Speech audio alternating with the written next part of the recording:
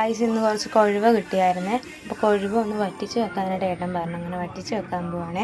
ഇവിടെയുള്ള സാധനങ്ങൾ വെച്ച് ഇന്ന് വറ്റിച്ച് വെച്ച് നോക്കാം.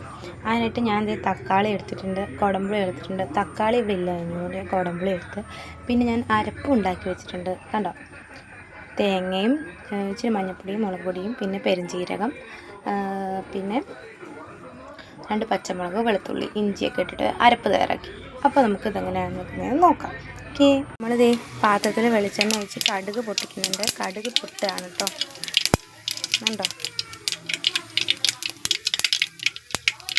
ഉപ്പിട്ട് കടുകും പൊട്ടിച്ചിട്ട് സവോള വാടാനായിട്ട് നിൽക്കുകയാണ്.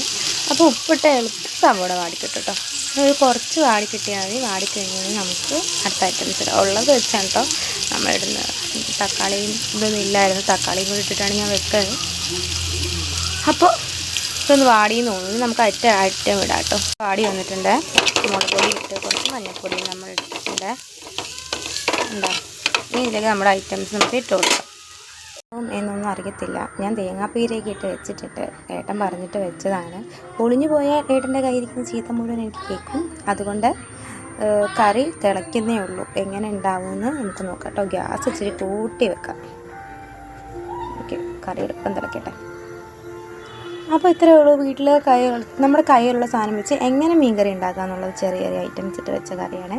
അപ്പോൾ ഇനി എൻ്റെ അടുത്ത ഹൗസ് വൈഫ് എന്ന് പറഞ്ഞ ഇതിലേക്ക് ചാനൽ അടുത്തൊരു വീഡിയോയിലേക്ക് കാണാം. ടാറ്റാ.